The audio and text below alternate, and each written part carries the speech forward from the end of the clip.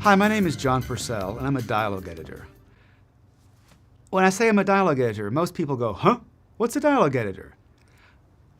Most people understand that there's different kinds of sound editors in movie post-production.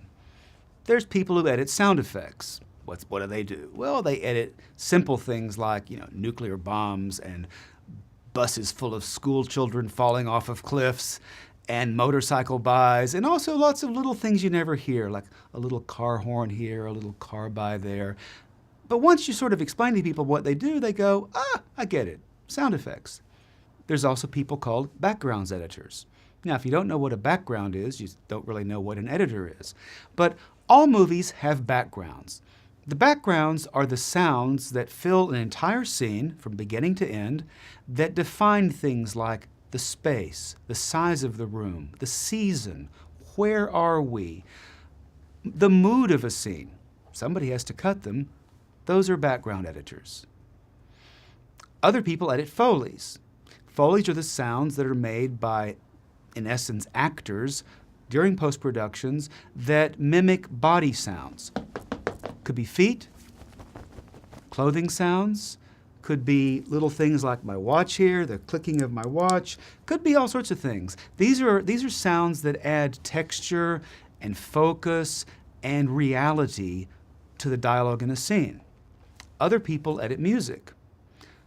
Typically, a film will have a combination of score that's written by a composer, as well as acquired music that comes off of popular music or libraries. Somebody has to cut all this stuff. Those are the music editors. But what in the world is a dialogue editor? Well, it's simple. A dialogue editor is the person responsible for editing all of the sound that comes from the location. So everything that the sound recordist did during the location recording is my problem. It could be sync sound, it could be wild sound, which we'll learn about later. It could be all sorts of things. But if it came from the set, it's usually the dialogue editor's problem. That's what we do. In this series of tutorials, we're going to learn just what a dialogue editor does, and you'll learn a lot about being one.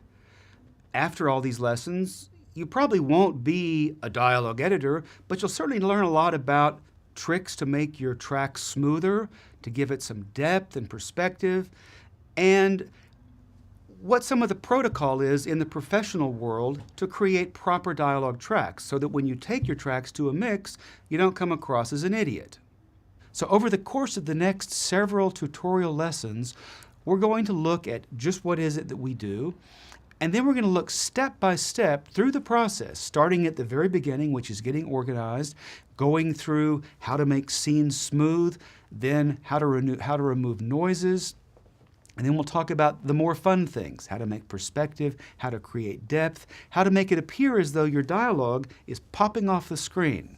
So during these lessons, I hope you'll stick with me because I promise you're going to learn a lot about dialogue editing, and you're probably even going to have some fun.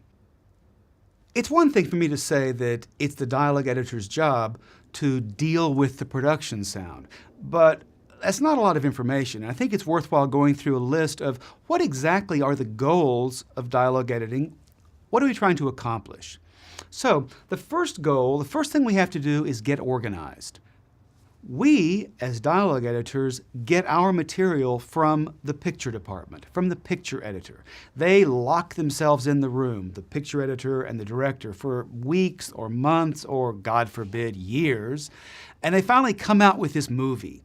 There's a picture and there's a soundtrack. And the soundtrack comes to us in the form of an OMF, which is this Esperanto-type language that enables a picture editing machine to talk to a sound editing machine. When the sound comes to you, it's going to be a big mess. First time you watch the finished edited film, it'll probably be in the film editing room, or you might get it on a DVD. When you first see the film, you think it's okay. You really do. You talk yourself into thinking, hey, it's not so bad. And it's not until you tear it apart that you realize that you've got a real mess on your hands. So a lot of what we do as dialogue editors is tearing the film apart, getting it organized, making it so that you can grasp what you're looking at, making it so that when it's finally mixed, it makes sense for the mixer, and making it so you're creating a friendly work environment for yourself so that when you really are editing, you can chug along and edit quite nicely. I truly believe that if I am nice to my tracks and I get them organized properly and I lay them out in a way that I can see them and understand, this is the geography of the track, then the tracks will begin to actually talk to me and tell me, ooh, cut me like this, ooh, cut me like this. And most people think I'm completely mad that this is the way I work, but hey, it works for me and I still make a living, I still have a job, so I'm doing something right. In this presentation, you've learned how dialogue editors contribute to a film's success. You've also seen what other sound editors do. In the next lesson, you'll learn why good dialogue editing is so important, and hear how noises can cause trouble. Plus, we'll touch on focus, perspective, and depth in dialogue tracks. Thank you for watching Dialogue Editing for Motion Pictures, a guide to the invisible art. This series is produced by the Sela Yaniv Sound School. Dialogue Editing for Motion Pictures, a guide to the invisible art, is available from Amazon and other online booksellers.